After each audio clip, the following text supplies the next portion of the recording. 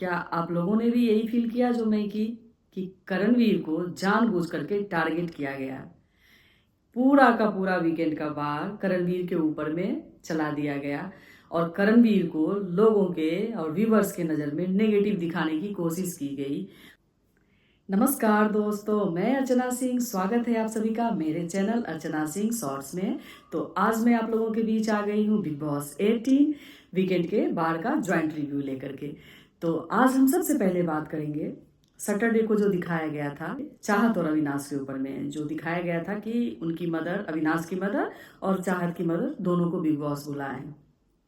तो ये देख करके क्या आपको भी वैसा ही फील हो रहा है जो मैं फील कर रही हूँ? मुझे लगता है ना, बिग बॉस अपने स्टैंडर्ड को बहुत लो करते जा रहे हैं, अपने स्तर को बहुत गिराते जा रहे हैं। अभी अभी ये लोग बिग बॉस हाउस में एंटर किए हैं, हार्डली 15-20 दिन हुआ है और इतने में ही घर वालों को बुला करके एक दूसरे के आमने सामने कर करके इस तरह का ड्रामा क्रिएट कर रहे हैं। ये थोड़ा सा भी शोभा नहीं देता है, क्योंकि जहां तक मैं पिछले 18 साल से बिग बॉस को देखते आ रही हूँ, तो इस तरह से फैमिली को 15 दिन 20 दिन के बाद नहीं लाया जाता था। फैमिली वीक होती थी जब बिग बॉस लास्ट पे जाता था, 3 महीने का गेम लास्ट होने पर होता था, तो उन लोगों को बूस्टअप करने के लिए फैमिली को बुलाया जाता था, क्योंकि 3 महीने में जो आगे पहुंचते थे उस लेवल पे, वो लोग लड़ते लड़ते परेशान हो जाते थे, कहीं ना कहीं पूरी तरह से टूट चुके होते थे। इसलिए उनकी फैमिली को बुलाया जाता था और उन्हें बूस्टअप किया जाता था, और उसमें भी खुल करके ये बताने के लिए मना किया जाता था कि कौन तुम्हारे खिलाफ क्या साजिश कर रहे हैं और तुमको कैसे चलना है। फैमिली आकर के बस इतना ही बोलते थे कि आप बहुत अच्छा कर रहे हो, बहुत अच्छे से जा रहे हो, ऐसे ही आगे बढ़ो। बाहर की कोई न्यूज बिग बॉस के रिगार्डिंग बोलने से हमेशा मना होता। आज की डेट में बिग बॉस इस तरह का जो कर रहे हैं, इसके बारे में तो कुछ कह नहीं सकते हैं। बस हाँ, इतना ही कहेंगे कि हम लोगों को ये चीज नहीं जच रहा है। बिग बॉस अपने स्टैंडर्ड को गिरा रहे हैं, ये चीज अच्छा नहीं लग रहा है।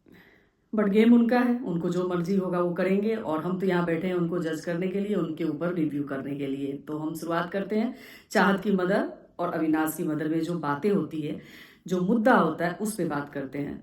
अविनाश की मदर से मुझे ये उम्मीद नहीं थी कि कोई माँ अपने बच्चे को ये शिक्षा देगी कि हाँ बेटा, तुम जो किए गेम में आकर के राशन बंद किए, बहुत अच्छा, और तुम एक लड़की का नेशनल टीवी पर डिसरिस्पेक्ट किए, वो भी बहुत अच्छा। तो एक माँ से ये उम्मीद नहीं की जा सकती है कि अपने बच्चे को कोई माँ ऐसी सलाह देती है, भले ही वो गेम ही क्यों ना हो। बहुत सारी माओ को बिग बॉस में दिखाया गया, वो अपने बच्चों को आके कभी गलत सलाह नहीं दिए। उसी जगह आप चाहत की मदर को ले लीजिए। मैं एक टॉपिक उठाऊंगी, चाहत जो गवार को गांव वालों से जोड़ करके मुद्दा क्रिएट करना चाह रही थी। चाहत की मम्मी आ करके इस चीज को वहीं काटती है और वो बोलती है कि गवार शब्द गांव वालों के लिए नहीं बोला गया था, हम गांव के हैं और हमें गर्व है कि हम गांव के हैं। तो अपनी इंडिया में आधा से अधिक आबादी गांव से आकर के शहर की तरफ मूव करते हैं, और ये गांव वाले ही शहर में जाकर के डंका बजाते हैं। तो गांव वालों को वो बोले भी नहीं है, और गांव वालों के बारे में मैं ये कह रही हूँ कि मैं बहुत रिस्पेक्ट करती हूँ, बिकॉज मेरा खुद ही रूट गांव से जुड़ा हुआ है। तो गांव वाले जो कर सकते हैं ना, शहर के लोग सोच भी नहीं सकते हैं। मैं उस समय उम्मीद कर रही थी कि चलो अच्छा है, अविनाश की मदर आई हैं तो अविनाश को थोड़ा हिंट देंगी कि बेटा तुम जो ये चल रहे हो ना, तो तुम्हारी जो पर्सनालिटी है ना, वो ग्रे सेट में जा रही है, नेगेटिव होते जा रही है, तो थोड़ा सा तुम ये हरकतें बंद करो। बट अविनाश की मम्मी अपने बेटे को बढ़ावा दे करके चली गई हैं। तो अब पता नहीं उनका बेटा सुधरेगा या और बिगड़ेगा, ये तो कह नहीं सकते हैं। लेकिन चाहत की मम्मी जो भी शिक्षा दी वो मुझे अच्छा लगा। एक चीज आंटी की समझ में नहीं आई, जो वो चाहत को बोल रही थी कि जब तुम बोली थी कि उसको रात भर सोने नहीं दोगी, तो तुम उसको रात भर जगा के क्यों नहीं रखी। तो मेरे ख्याल से मुझे ये लगा सोच करके कि शायद उनको ये लगा होगा कि मेरी बच्ची को भूखा रखा है, तो मेरी बच्ची को उसके साथ में वो हरकतें करनी चाहिए थी। बट ये भी ठीक नहीं है, चाहत को भी वो थोड़ा समझा करके जाती कि ये सब हरकतें मत किया करो। अदरवाइज वो जो बोल रही थी कि चाहत, अविनाश तुम्हारे खिलाफ लोगों को ये कहता है कि इसको फुटेज मत दो, और जब तुम जाती हो तो सब तुम्हारे आगे से उठ जाते हैं। ये तो चाहत के साथ हुआ है, नो डाउट। चाहत के साथ स्टार्टिंग में सब ऐसा ही किए हैं पिछले 10 दिन में, कि जहां भी चाहत जाती थी, जिससे भी बात करना चाहती थी, चाहत को सब अकेले छोड़ करके चले जाते थे। डोंट नो क्या रीजन था, नहीं पता लोगों के मन में क्या चलता था, कि या चाहत को शायद ये लोग अपने लाइक ना समझते हो, या चाहत से इनसिक्योर हो, जो भी हो, बट ऐसा तो था। स्पेशली शिल्पा जी चाहत के पास नहीं बैठती थी। ईशा और एलिस तो उनका तो अभी तक यही चल रहा है, चाहत से उनको पता नहीं किस बात का रंजिश है। घर वाले और जो भी लोग थे, विवेन का तो नहीं बनता है चाहत से, वो लोग तो ऐसे भी एक दूसरे से हमेशा खिंचाते नहीं रहती है। तो बाकी जो भी लोग थे ना, धीरे धीरे करके अब चाहत के पास बैठने उठने लगे हैं और बातचीत करने लगे हैं। देख करके अच्छा लगता है कि हाँ, शिल्पा जी भी थोड़ा बहुत बातचीत चाहत से अब करने लगी है, फ्रेंडली होने लगी है। तो इन दोनों का यही मैटर सॉल्व हुआ। इन दोनों की मदर को जो ओपिनियन देना था आकर के दे दिए, और दोनों जब जाने लगे तो अविनाश बड़ा स्मार्टली बोलता है कि हम घर जाकर के ये बात नहीं बोलेंगे कि हमारी मदर्स आई हुई थी, फैमिली वाले आए हुए थे। बट सलमान जी आकर के दोनों का भंडाफोड़ कर देते हैं और वो एंटर करते हैं और ये चीज वो बोल देते हैं कि आप दोनों की मम्मी आई हुई थी। सलमान सर दोनों को पूछते हैं, डायरेक्टली पूछते हैं कि क्या आप दोनों ने जो किया उस चीज के लिए आप लोगों को कोई रिग्रेट है? तो चाहत साफ साफ मना करती है कि मुझे अपने किए पर कोई रिग्रेट नहीं है, और जब जब मेरे साथ कोई इस तरह का करेगा तो मैं अपना वही रूप दिखाऊंगी। और अविनाश से भी पूछते हैं कि अविनाश जो तुम किए इसका कोई रिग्रेट है? तो अविनाश भी बात घुमाता है और उसको भी किसी तरह का ऐसे भी उसके चेहरे से झलकता है उसको कोई रिग्रेट नहीं है। तो सलमान सर एक बहुत बड़ा हिंट अविनाश को दे करके जाते हैं और साफ साफ बोलते हैं, आप जो ये कर रहे हैं ना, कलर्स वालों को वो पसंद होगा बट हम लोगों को ये चीज पसंद नहीं आ रहा है, और आपका नाम अविनाश है ना, तो आप अपना विनाश खुद ही कर लेंगे अगर आपका ऐसा ही बर्ताव रहा तो मैं उनके बातों से पूरी तरह सहमत हूँ कि अविनाश का अगर यही बर्ताव रहा तो वो अपना विनाश कर लेंगे। अविनाश को अगर 2-4 दिन और जेल में छोड़ दिया जाता ना तो अविनाश का गेम ओवर था। अविनाश को एक वोट भी नहीं मिलता पब्लिक से, सिवाय उनके जो अपने चाहने वाले हैं, अदरवाइज उनको कोई पसंद नहीं करता। शुक्र है अविनाश जेल से निकाल दिए गए। दो तरह से सोच करके बोलती हूँ, अविनाश के लिए भी ठीक हुआ और घर वालों को जो वो भूखा मार रहा था उसके लिए भी ठीक हुआ कि कम से कम घर वाले चैन से खा सक रहे हैं। अब अच्छा लग रहा है देख करके कि वो लोग डिसाइड कर रहे हैं दिन में क्या खाएंगे और रात में क्या खाएंगे। अब बात करते हैं हम करणवीर पे। क्या आप लोगों ने भी यही फील किया जो मैं की कि करणवीर को जानबूझ करके टारगेट किया गया? पूरा का पूरा वीकेंड का बार करणवीर के ऊपर में चला दिया गया और करणवीर को लोगों के और व्यूवर्स के नज़र में नेगेटिव दिखाने की कोशिश की गई और उनके वन लाइनर के बारे में बोला गया कि करणवीर आपका वन लाइनर किसी काम का नहीं है, लोग उसको पसंद नहीं कर रहे हैं। तो ये गलत है। करणवीर का वन लाइनर हर जगह ट्रेंड होता है और करणवीर लोगों को बहुत पसंद आ रहा है, क्योंकि बिग बॉस ने ये डिसाइड कर लिया है अपने 5 प्रतिभागी में किसी एक को टॉप पे लाने के लिए और किसी एक को जिताने के लिए। जो बिग बॉस ने जिस बंदे का नाम सोच रखा है उससे करणवीर को नीचे दिखाना है, उससे करणवीर को डाउन रखना है, क्योंकि करणवीर जो है उनका स्पीड बहुत ऊपर जा रहा है, लोग करणवीर को पसंद कर रहे हैं। तो उस बंदे के सामने किसी भी तरह इनको छोटा दिखाना, इनको डिमोटिवेट करके इनको नीचे करना है, इसलिए करणवीर के ऊपर पूरा का पूरा एपिसोड गया। और ये तो हम लोग स्टार्टिंग से देखते आ रहे हैं कि बिग बॉस जिसको उठाना चाहते हैं उठाते हैं, जिसको गिराना चाहते हैं बुरी तरह गिरा देते हैं। बट बिग बॉस आप ये ना भूले, करणवीर जख्म खाया हुआ बंदा है, इतनी आसानी से वो टूटेगा नहीं जो आप तोड़ना चाहते हैं। कितनी बड़ी बड़ी बेइज्जती सलमान सर ने उसकी कर दी शब्दों में, जो कि नहीं करनी चाहिए थी, कि क्योंकि 2 मिनट ही आपकी कैपेबिलिटी है इसलिए आपका शादी टूट गया है। कितना बड़ा बात है अगर आप लोग समझे तो। किसी मर्द के मर्दानगी पे ये सवाल था और करणवीर को रत्ती भर फर्क नहीं पड़ा, वो लेट गो कर दिया इन चीज़ों को, क्योंकि करणवीर समझ रहा था कि ये लोग मुझे टारगेट कर रहे हैं। तो मैं ये कहूँगी कि सलमान सर हंसी मजाक में इस तरह की बातें, पर्सनल कमेंट किसी पे आपको भी नहीं करनी चाहिए। कोई आपके ऊपर कुछ बोलता है तो आपको कितना बुरा लगता है, तो ये चीज़ शोभा नहीं देता है कि इतने बड़े चैनल पर आ करके आप ऐसी बातें बोले। तो ये चीज़ बहुत बुरा लगा सुन करके। कुछ लोग समझे, कुछ लोग नहीं भी समझे। करणवीर को जहाँ तक हर चीज़ में उनको ननद बना दिया गया, क्या वो ननद का किरदार निभाते हैं? सलमान सर इस बात को नहीं उठाते हैं कि करणवीर 5 दिन पुराना खाना खा रहा था और वो अगर बीमार पड़ जाता तो क्या उसकी रिस्पॉन्सिबिलिटी चैनल लेती, शो से बाहर उनको जाना पड़ता। वो चीज़ वो नहीं उठाते हैं। वो बोलते हैं आप खा तो रहे थे, सड़ा हुआ खाना खाना क्या उचित है? सड़ा हुआ खाना, बासी खाना खाना क्या सही है हेल्थ के लिए? इन चीज़ों पे वो नहीं उठाते, इन चीज़ों का कोई मुद्दा नहीं होता है।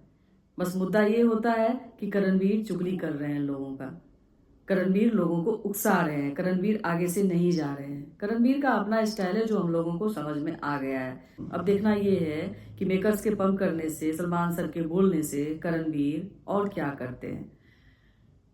अब हम बात करते हैं विवियन और करणवीर के ब्लैक हार्ट के लिए जो दोनों को खड़ा किया गया। सबसे पहली बात तो मैं इस चीज को अपोज करती हूँ कि विवियन और करणवीर इन दोनों का ब्लैक हार्ट है ही नहीं। और अगर आप करणवीर के साथ किसी को खड़ा करना चाह रहे थे तो अविनाश को खड़ा करके देख लेते ना। आपको भी पता था कि पूरा का पूरा घर उसको ब्लैक हार्ट ही बोलता। अविनाश के ऊपर ही ये चीज सूट होता है कि वो ब्लैक हार्ट है उसका।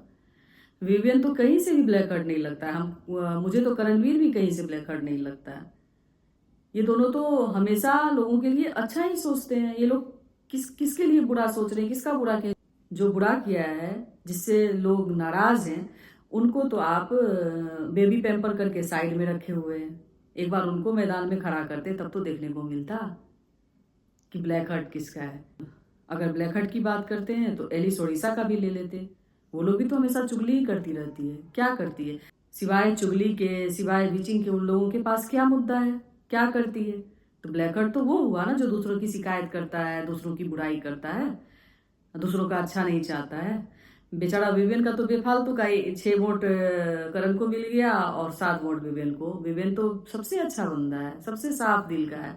विवियन के चेहरे से झलकता है कि वो सबसे साफ दिल का है, कोई लंद फंद में भी नहीं रहना चाहता है। विवियन मुझे पसंद है, उसकी पर्सनैलिटी मुझे अच्छी लगती है। वो छोटी छोटी वो बेवकूफ़ी कर बैठते हैं, नहीं तो विवियन सबसे अच्छे हैं उसमें। और उसके बाद करणवीर भी स्ट्रांग है।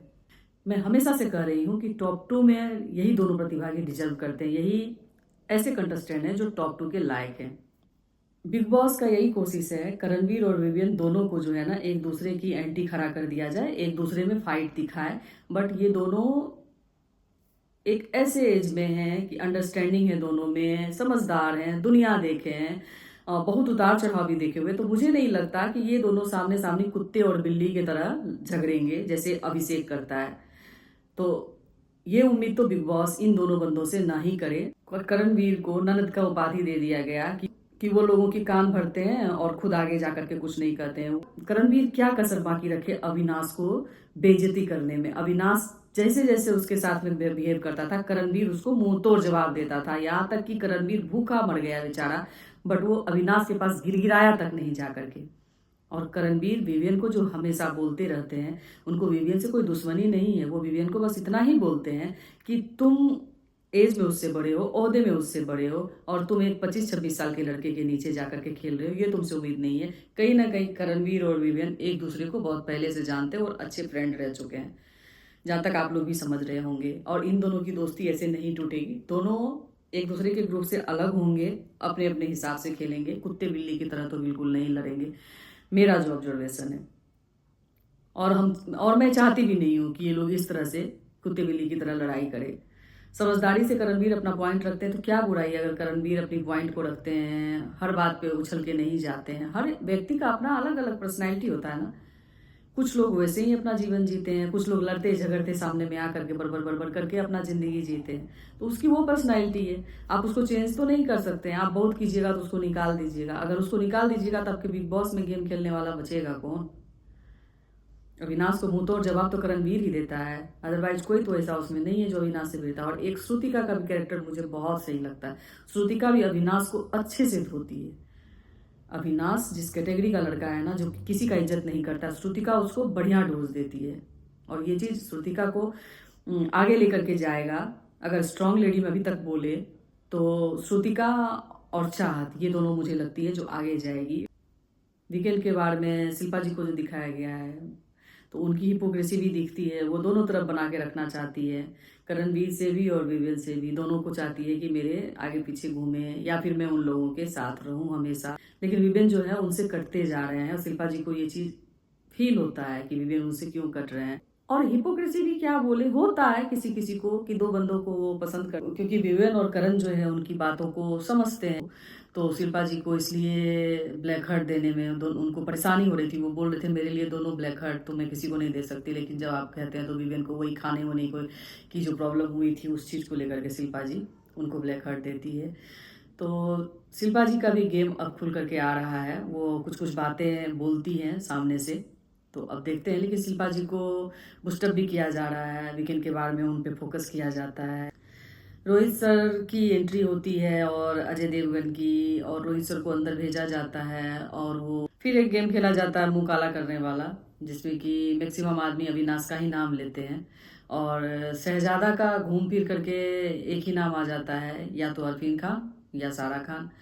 तो सारा खान और शहजादा ये दोनों को कुछ मिलता नहीं है, दोनों कोई कंटेंट भी नहीं दे रहे हैं। मुझे लग रहा है अब अगला नंबर कहीं शहजादा का ना हो जाए, शहजादा को थोड़ा सा और भी अपने गेम पे ध्यान देना चाहिए, क्योंकि शहजादा भी मुझे बाय हार्ट अच्छा लड़का लगता है। अगर वो खेले, स्मार्टली अपने ब्रेन को लगाए, तो हो सकता है वो आगे जाए, और नहीं तो उसका टिकट भी कट जाएगा जल्दी ही। फिर चूम और श्रुतिका की दोस्ती भी अच्छी लगती है, और करणवीर को लेकर के चूम से जो श्रुतिका में बात हो रही थी कि एक दूसरे को पसंद करने वाली बात, इस चीज़ से चूम नाराज भी थी। और श्रुतिका बोली तो शिल्पा मैम ने कहा था कि हाँ यहाँ 2 कपल हो सकते हैं, मतलब करणवीर और चूम के बारे में। तो जिसमें कि मैं उनको बोली नहीं नहीं, वो उससे 17-18 साल एज में छोटी है, और करणवीर भी इस चीज़ को सीरियसली ले नहीं रहे हैं, ऐसा कुछ दिखा भी नहीं रहा है कि करणवीर उन लोगों के पीछे भागेंगे। अब चूम का इसमें क्या है, क्या सोच रही है पता नहीं, जब तक क्लियर बोलेगी नहीं, दिखाया नहीं जाएगा, समझ में नहीं आएगा। ऐसा तो कुछ है नहीं कि करणवीर उसके पीछे पीछे भाग रहे हैं या चूम भाग रही है, तो इस सब तरह की अफवाह ही है मुझे लगता है। तो चूम को और श्रुतिका को बैठ करके इन चीज़ों को क्लियर कर लेना चाहिए, और करणवीर को भी इन बातों को क्लियर कर देना चाहिए कि मेरे मन में ऐसा कुछ नहीं है। करणवीर ऐसे हंस देते हैं, कोई कुछ हंसी मजाक करता है ऐसा तो वो बस स्माइल दे करके चले जाते हैं। तो ये इन दोनों की भी दोस्ती ठीक लगती है। उसके बाद अभी पिछले एक वीक से ईशा और एलिस भी अपना ओपिनियन दे रही है, ये लोग भी बोलती है तो इन लोगों का भी ठीक ही लगता है। तो अपने आप को इसी तरह से ये लोग आगे लेकर के आए। तो अब इस वीक देखते हैं क्या होता है, क्योंकि दिखाया जा रहा था नेक्स्ट एपिसोड में कि चाहत को जो है सबसे अनकल्चर, सबसे मेसी और सबसे गंदा रखने वाले में वो विवियन दे रहे थे, और चाहत को ही क्लास का मॉनिटर बना दिया जाता है। तो अब चाहत क्या करती है, और चाहत को पूरा घर भी चलाना है। तो मुझे तो नहीं लग रहा इतनी आसानी से घर वाले उसके कहने पे काम करेंगे। मुझे तो नहीं लगता है कि पूरे घर वाले उसके ऑर्डर को फॉलो करेंगे और सारे जो ड्यूटी देगी उसको वो लोग पूरा करेंगे। और चाहत भी इतनी आसानी से हार मानने वालों में से तो नहीं लगती है। तो अब नेक्स्ट एपिसोड में दिखाया जाएगा, तो देखते हैं क्या होता है।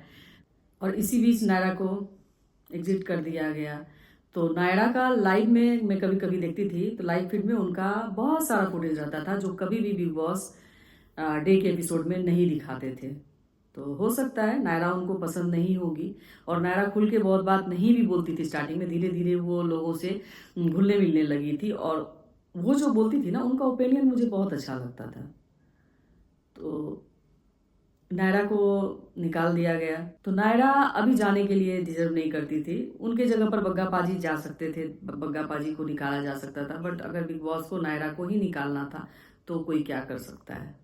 और मुझे लगता है बग्गा पाजी को वो रखे हैं अपने किसी फेवरेट को, जब वो नॉमिनेशन में फंसेंगे तो बग्गा पाजी की बलि दी जाएगी। उस टाइम बग्गा पाजी जो है निकाले जाएंगे, जब बिग बॉस के कोई प्रिय कंटेस्टेंट जो है नॉमिनेशन में फंसेंगे और उनकी बारी होगी, तो उस समय बग्गा पाजी को कुर्बान किया जाएगा।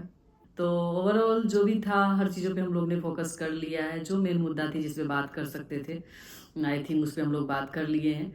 आशा करती हूँ आप लोग भी मुझसे कनेक्ट करते होंगे, मेरी बातों से सहमत होंगे। अगर मेरी रिव्यू आप लोगों को पसंद आती है तो थम्स अप जरूर दीजिएगा, और मुझ में कोई कमी हो तो बेझिझक बताइएगा, मैं अपने आप में सुधार लाऊंगी। तो आज के लिए बस इतना ही, मिलते हैं कल, बाय बाय, टेक केयर।